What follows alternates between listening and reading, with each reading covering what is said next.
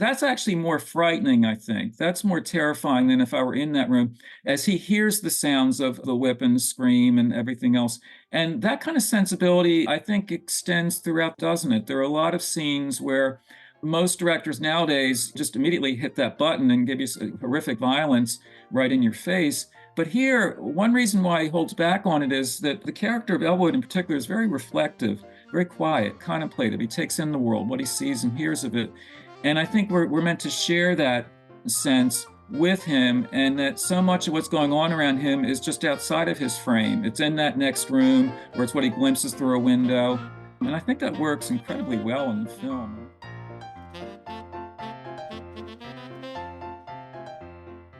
Hello, and welcome to At the Movies with Mike and Marie, a show where two film professors talk about movies. I'm Marie Westhaver. And I'm Mike Giuliano. And today we're going to talk about The Nickel Boys and about The Room Next Door, starting with The Nickel Boys. I read the book first. Did you read the book, Mike? I have read the book, and in fact, we should talk literature for a little bit. We'll turn this into a literary half hour because this film, as we speak, it's been nominated for Academy Awards for Best Picture and also for Best Adapted Screenplay. So let's talk about the writing in that respect. It's based on a novel by Colson Whitehead. I've met Colson Whitehead in Baltimore because he's come here a few times to the Pratt Library, and I've read most of his books, including the one that is the source for this film. The novel is called The Nickel Boys. The film itself truncates it just to Nickel Boys. There are some other changes, more significant ones between the book and the film, but I don't want to get bogged down with that, literary adaptation by way of changes made. But what I find so impressive, and I want to do some promotional work at the moment here, if you're a reader, you really got to be familiar with Colson Whitehead. I mean, he's a very impressive writer. So yes, to your immediate question, I'd read the novel, The Nickel Boys, and one of the most amazing things about him as a writer, and he's really on a roll now, is that this book that we're talking about was published in 2019 and won the Pulitzer Prize. It's his second Pulitzer. He previously had won the Pulitzer Prize in fiction for The Underground Railroad in 2016, which is another really impressive book. And what I love about Underground Railroad, the other book, is that he takes that notion of the Underground Railroad and he literalizes it. And it was amazing that nobody had ever thought to do this before. What if it were an actual railroad? You're a runaway slave and you're heading north and you actually get on an Underground Railroad with stations along the way. It's a wonderful idea, isn't it? And it really plays out beautifully in the book. But in terms of winning two Pulitzer Prizes, it's not unprecedented, but he's only the fourth fiction writer to win the Pulitzer Prize twice. And the others, the company he keeps, going way back in the 20th century, Booth Tarkington, but in the mid to late 20th century, William Faulkner and John Updike. Not bad company for a writer to keep. So he's a great guy. He's a great writer. This is a case where we're talking about the film, but please read the book, please. And now we've got to be careful in talking about either the book or the film, not to have any spoilers, because there actually is a huge spoiler involved here, and I don't want to even get near it. But we will at least talk about the premise. So can I segue now to the film? All right. Yes, let's talk about the film. All right, I shall. I know I would eventually. The basic notion is Colson Whitehead had read about the Arthur G. Dozy's School for Boys in Florida, which was to use the euphemism, a reform school. Let's call it prison or a torture chamber even. Horrible things happened there. And one of the most horrible aspects of that school, real life school, was that it lasted from 1900 to 2011. So even after the worst abuses were exposed, that the place was still open. So that was really what prompted him to write the novel. And then I'll hand it off to you in a second here, but just to sort of set the stage briefly for that, there are two principal characters here who will be, I'll call them residents of the reform school. And Elwood is really the one we'll probably talk about most, in the sense that he's a good kid. He's got aspirations for college or whatever and all, and just he gets caught up in an unfortunate circumstance. Nothing really of his fault. He's really innocent, but he's pulled into this and very quickly just sent off to this school, which amounts to a prison sentence. And there are many bracing aspects of not just the story, but how it's filmed. So let me hand off at this point, and then we can double back on some of those observations. Well, the overall theme is how those who are supposed to protect us will often abuse that power and then crush anyone who points this out. So that's kind of where the narrative is kind of driving. But what makes it such a great movie to watch is all these interesting point of view shots. It's almost like the camera is inside the body of the person who is they're focusing on. It's also kind of elegant the way they go back and forth between the two characters of Elwood and Turner as characters. In particular, there's a scene in the lunchroom that you see from one character's perspective, and then later when you see it again from the other character's perspective, you realize that what you thought you saw the first time wasn't even accurate. So it's such a cinematic way to approach it. There's also a really wonderful scene involving a hug between Turner and Elwood's grandmother. And the point of view of it is like you're the person actually getting the hug. It's really effective, Mike. I mean, what did you think of that technique? That's the most striking aspect of the film on a technical level. The film's director, Ramell Ross, this is his first feature film. I mean, it's really striking that, it's so accomplished that way. He co-wrote it with Jocelyn Barnes, so they're sharing in that Academy Award nomination for adapted screenplay. His previous film, which I've seen, was the 2018 documentary, Hale County This Morning, This Evening, set in Alabama, focusing very much on a couple of rural characters. It's really a very distinctive documentary film in terms of technique, actually, in terms of how he shoots it. And of course, that sort of Deep South culture, if I can call it that, is something that both films have in common. I mean, you really get that, I don't want to say folkloric in a kind of overly sentimental way, but it really does take you into that culture, and you really feel like you're inhabiting it. It's a kind of tactile sensibility that if he takes you out into the field or somebody's kitchen or wherever, you feel like you're there. That it's grounded. Let's put it that way. And in terms of the technical aspects of shooting this film, one of the things that Ross insisted on was he wanted it to be a point of view sensibility here. How do the kids, particularly, Turner and Elwood, see things? And so oftentimes those two actors, the Brandon Wilson and Ethan Herisse, who play those characters, they oftentimes, literally have the camera, a small camera strapped to them. So in many of the scenes, if it's a POV like that point of view, it's not only very much through the eyes of that character, but in a sense, almost through the body of that character as that person moves and all. One aspect of that, speaking of aspect ratios, one aspect of that would be the fact that oftentimes there's very tight cropping in the film. So it's not just a matter of like a lot of close-up or medium close-up shots, but sometimes like at the edge of the frame, most directors would show you a little bit more or something. So there are places in the story where you're not quite sure what happened or who's there or whatever. But that's also in the way we oftentimes have a more limited awareness or prescience than movies generally will acknowledge. But there's a second reason for it, namely that the book is quite graphic in places. I mean, it has to be really in terms of what's done to these boys by the administrators. And people have wondered, well, that visceral quality, that violence, movies nowadays are not shy about showing that, but how to handle it here. This director, I think, very astutely decided not to go that obvious route of blood and guts and torture right in your face, front and center. Partly because of that kind of partial framing. Sometimes there are things that occur just outside of the frame that, but then he expands on that in the sense of there's a scene in particular where Elwood, periodically, any infraction, you could be sent off to a room and be, whipped and whatever else. And there's a scene where he's sitting there and he's sort of waiting his turn. He's in a room and we can hear what's happening in the next room. So that's not a matter of the limited viewpoint of a camera strapped to you, because you could easily take your camera into that room too, couldn't you? But to keep the camera with Elwood, and as he hears, that's actually more frightening, I think. That's more terrifying than if I were in that room, as he hears the sounds of the whip and the scream and everything else. And that kind of sensibility, I think, extends throughout, doesn't it? There are a lot of scenes where most directors nowadays just immediately hit that button and give you horrific violence right in your face. But here, one reason why he holds back on it is that the character of Elwood in particular is very reflective, very quiet, contemplative. He takes in the world, what he sees and hears of it. And I think we're meant to share that sense with him, and that so much of what's going on around him is just outside of his frame. It's in that next room, or it's what he glimpses through a window. And I think that works incredibly well in the film. I mean, it's a very powerful film. It is a very powerful film, and I appreciate it not being confronted with a lot of graphic scenes, because let's face it, when someone says to you, hey, you want to go see this movie about reform school in Florida during the Jim Crow era? You think, oh, yeah, that sounds like a good time. Not. I mean, it just doesn't sound like something, the way you would entertain yourself on purpose. And also, what happens in your mind just hearing what Elwood's hearing, I think is graphic enough to get the idea across.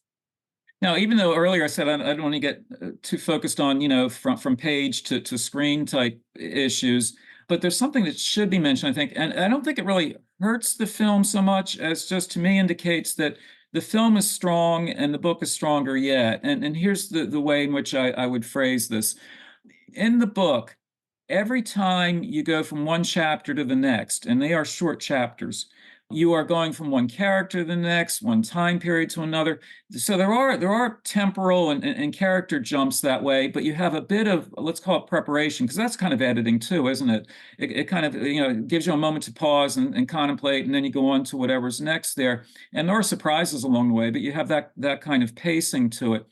In the film, there is a lot of jumping around from more or less present day footage to much earlier, back and forth that way. There are moments in the film where I would not say it's confusing, but it sometimes can take you a few seconds to sort of get grounded in that sense. And I think it's frankly a little awkward or cumbersome at times. I don't think that's always handled quite as gracefully in the film or as clearly, as cogently as it might be. How do you feel about that? Because even though I like this film a whole lot, but I had that as I'll call it a quasi criticism or a concern. Did you share that whatsoever? There were places in the film where and I'd already read the book, and I was watching with an audience of people who mostly had not read it, and they were confused at times, and I was sort of filling things in for them. So I've read the book, and I'm still slightly confused in this scene. And then it's like the light bulb goes on. Oh yeah, right, that's what happens in this scene. Did you ever have moments like that?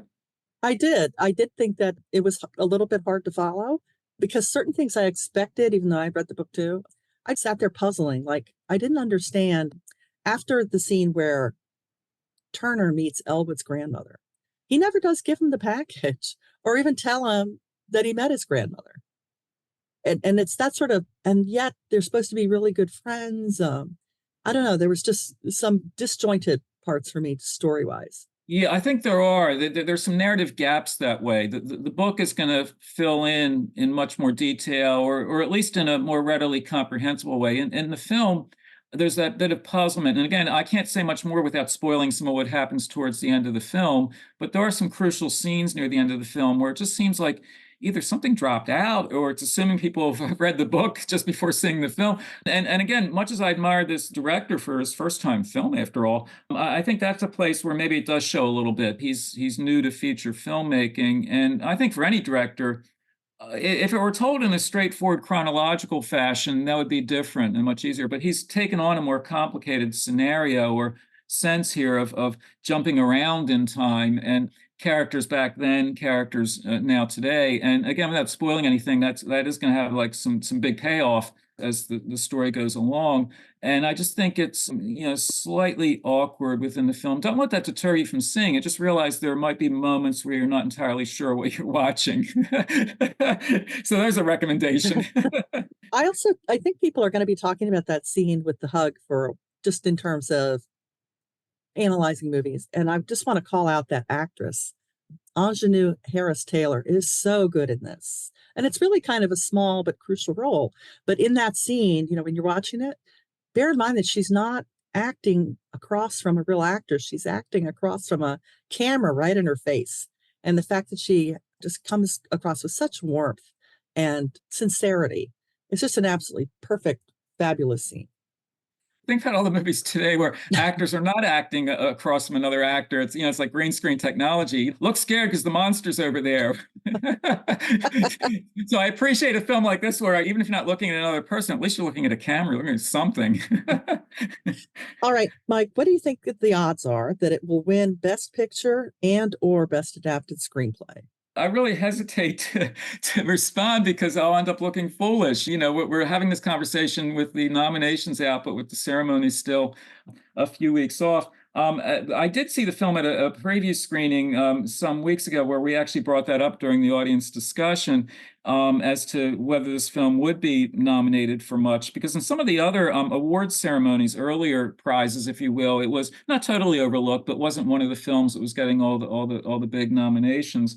And actually, when it did get the Best Picture nomination here, I felt vindicated because I was predicting that. I was right on that. I wanted known I was right about that it would be nominated. But some of the other audience members were a little doubtful. Not that they disliked the film; they just thought it's such a tough subject, and the Mhm. film itself is borderline confusing at times. And occasionally it has a, I don't want to call it a cool sensibility, but occasionally it has a sort of withdrawn quality. You know what I'm getting at? It's sort of meditative or pensive that way, and that doesn't always get you nominations. And so I'm happy it got those two, and in the categories where it's most deserved. I mean, as the for the overall picture. But I got to say, even though I had some qualms about the adapted screenplay, it's a really challenging piece of work to take that novel and decide how to do that on screen. So I'm happy with that. Since you put me on the spot that I have to predict something, I don't Mm. think it'll win anything, but I think it's an honor that it got the nominations. Okay, we'll go with that. So speaking of things that are difficult to talk about, let's move on to The Room Next Door. All right, how do we set this up, Mike, while giving away nothing? I usually give away everything. Let me start off by just mentioning some safe biographical details. The director is the Spanish director Pedro Almodovar. He's beloved by both of us. I use him in several of my courses, specifically his films, Women on the Verge of a Nervous Breakdown, All About My Mother, and Voltaire. And those are all films. Speaking of spoilers, those are all films, particularly like Voltaire, where there's some big reveals. But every time I watch it, I'm so pulled into it. It's like I'm surprised all over again. Oh no! Like I've seen it dozens of times. But, oh no, that's who she is. But on a more somber note, and the film is on a somber note, oftentimes, The Room Next Door. Bear in mind that Almodovar is now 74 years old. His films are certainly no strangers to mortality, and yet, but oftentimes treated in a darkly humorous way in earlier films. But now that he's in his 70s and coming off of a feature film, Pain and Glory, his most overtly autobiographical film, he is thinking about and dealing very directly with issues of mortality. And this is a film in which two women who had been friends for a while, but then and I love this as a subject. A lot of movies are about friendship, of course, but a friendship in which you were friendly with somebody, but then there's been a long gap. And it's not necessarily because of some melodramatic meltdown, you had a big fight or whatever. It's not that. Life happens, as they say, right? So you were really friendly with somebody and some years have gone by and you reconnect. And of course, the film's all about the reasons for reconnecting and how their friendship resumes. But again, on that safe level of just simply getting us foregrounded with the subject and where Almodovar is in his career, this is his first English language feature film. I'll quickly point out that he has made two short films in English, both of which I've seen. One is the gay Western, A Strange Way of Life. And the second one, more directly relevant to our conversation and to this film, would be Tilda Swinton delivering a monologue in the human voice. And that's based on the Jean Cocteau piece. And the reason it's so directly relevant here, not just that it's in English, but the fact that the stars of this English language film are Tilda Swinton and Julianne Moore. And as I've said to you and to everyone I talk to when I mention this film, how can you go wrong? Pedro Almodovar, Tilda Swinton, Julianne Moore. What a lineup. I want to see that movie. So I think we can talk a little bit about the premise, certainly. I mean, Marie, why don't you take over at this point in terms of what brings the women together again? Okay, and I will say that this director is the one who I immediately think of if you're going to make a movie about two women sitting around talking. I mean, that's kind of one of his stocks in trade.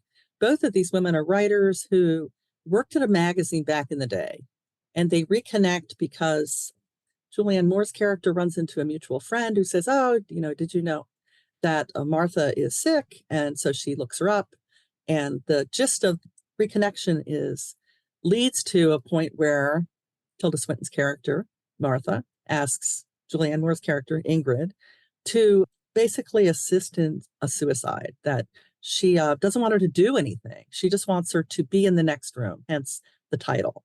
Now, here's my main problem with this movie. And I really liked everything I went in thinking I was going to find, which would be, this director, these two actresses, all of that stuff is top notch. What fell flat for me is, apparently they worked at some magazine together, and you get all these flashbacks that inform you about minor plot details, but they never show you them being friends at this magazine back in the day. And I felt like it was a big hole because I wanted to see where their friendship started from. We're just picking up later at a really crucial time. I just thought since they had all those flashbacks, they should have addressed that more directly. What did you think, Mike? The flashbacks are intriguing and a bit frustrating. I agree with you that there's more I'd like to know about them. I'd want to have a better sense of what the friendship was like. And I think it hampers things. It hurts things a bit. It doesn't destabilize the film completely, but where it's a nagging doubt is that later on, once they've reconnected and once the agreement's been made that Ingrid, the Julianne Moore character, will stay with and watch over and assist with the suicide, presumably for Martha, the Tilda Swinton character. At that point, where they've reconnected, these are two women who, they're into middle age. They'd known each other, 20 years ago, whatever, back in the day, and here they're reconnected, and they really are living together, and they're in this really difficult situation. I mean, where the one character is dying and wants the other one to help her die, and what could be more poignant than that? And it is poignant, and yet when you realize that there's some tentative, there was a tentative quality to it in the sense that, particularly for the Julianne Moore character, like, well, I haven't seen you in so long. Like, why me? Why are you asking me? And so Marie, you're absolutely on target with that, as in wondering, well, how close were they back in the day? To now have this, like, what could be a bigger imposition on somebody or a bigger ask than to do something like this? And I think it does nag at me as I'm watching it. What finally, not that I ever swatted it away and said, oh, well, don't worry about it. It's just that the flashbacks themselves tend to be, as I say, fragmentary, and they kind of come and go, and they're not fully satisfying there. But what ultimately is fully satisfying is what you and I said at the outset. When you have Almodovar, who's like, just about the greatest director of women these days, to have two women just sit and talk, and these two actresses playing those women, that's pure enjoyment just at the level of movie going, isn't it? So when the two of them are just looking at each other across the table and talking, I can almost forgive and forget everything else that I've just cited as a nagging worry. So the film does really satisfy on that level. It also has some beautiful moments of cinematography. There's some seriously bright red lipstick going on and some really bright colors worn here and there, which is kind of wonderful because it's such a dark topic. Sort of brighten it up with these bright colors is, I think, a genius move. When I was watching it with an audience, people were commenting on how, if you have to die, what a great house to die in, right? And also the clothing, the costuming, the chunky outfits they're wearing, which, again, Almodovar is terrific at production design and costuming and all that. And I laughed and pointed out that, in terms of the room next door, well, the door is red. And I said, of course, it has to be red. It's an Almodovar film. There's going to be red lipstick, as you mentioned, and a red door, right? So, and then this is where there is in his career, all career long, a kind of overt theatricality oftentimes. These are movies that really want you to know they're movies as much as anything else. And they want to have it on both levels, and it works somehow, that you get pulled into a story, but you realize there's a degree of artifice or overstatement, whatever. The early films he did could be so campy, so over the top and all. He's done more serious comedies and just dramas in recent years. And that also led to something that for some viewers has been a reservation. For me, it was like an observation more than a reservation, namely that this film has, I won't call it a stilted quality, but it has a deliberate, overtly theatrical nature to a lot of the dialogue. It's the kind of dialogue where somebody will ask, well, why are you unhappy? And the other person will say, well, I am unhappy because, it has that kind of a quality back, which works better on stage typically than in a film. But Almodovar has been known to do that. So one of the jokes I've had with people I've talked to about the film is it's the kind of film where it does work as his first English language film, but it probably would work even better in Spanish with subtitles. What do you think about that? I think that is actually genius. I think they should dub it and then force everybody to watch it with subtitles. I wanted to say one other thing about their friendship, the same thing that bothered me about the Nickel Boys, which was there's these things that they're keeping from each other. I mean, Julianne Moore's character completely does not tell Tilda Swinton's character that her ex-boyfriend that she stole or they swapped or whatever it was is still very much in the picture, but she doesn't reveal that. I just thought that was one of those friends, not friends things. Well, you know what, Marie, but that's one thing I actually liked about it in the sense that even close friends will keep things from each other sometimes. In other words, like even when you feel you have an open relationship, there's certain things that don't get mentioned that maybe should. So, and I think it's a really mature aspect in the scripting that it would be all too easy to have him say, "Oh, but John Turturro plays that character. Oh, Mhm. oh, by the way, I just saw him last week at the coffee shop," kind of thing. And then they could talk about him that way. But the fact that sometimes people will hold back on things that they probably shouldn't, and I like that because it adds to the diciness of it. They're friends, but how close and what do they share and don't they share? And the Julianne Moore character in particular is skittish that way. She's not quite sure what she's been pulled into, if she wants to be there, if she wants to help with all this. And I think that kind of a detail actually adds to the film, and that it's not like as smooth sailing as it might be in some other dramatic treatments. She's kind of like, should I tell her or not tell her about certain things? So last semester, we had film discussions about famous directors' final films, and one of them was John Huston's The Dead. So, Mike, I'm going to leave it to you to finish us off by talking about that reference in this film, because I thought it was kind of lovely to have that come back. Well, being Almodovar, he's going to have cinematic references within the story. And so, yeah, I also thought that was a wonderful grace note here. And the fact that even though it's really somber subject matter, the characters themselves say you've got to, like, I don't want to be treacly and say, look on the bright side, but Ingrid at one point says, you cannot go around telling people there's no hope. There are a lot of ways to live inside a tragedy. And I think Almodovar has been doing that in a lot of his films. Moreover, in an interview, a statement that Almodovar made about this film, he said, optimism is the best way to resist. And that's why this film actually, which should be incredibly depressing, it should be such a downer. It's really not in a lot of ways. There are a lot of ways in which you can see the beauty of their friendship, as tentative as the friendship might seem. And goodness knows the beauty of the house and of the door and of the clothing and all that. That's reason to live right there. I want a red door. Well, that brings us to the end of this episode, but don't forget to check out our other episodes on atmhcc.podbean.com.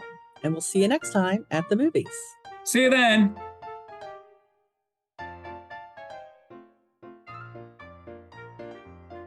Thank you for listening to Dragon Podcast. You can find this episode and all other Howard Community College podcasts available for your listening pleasure on all streaming platforms, as well as Podbean at podbean.com/Dragon Podcast. Thank you for listening.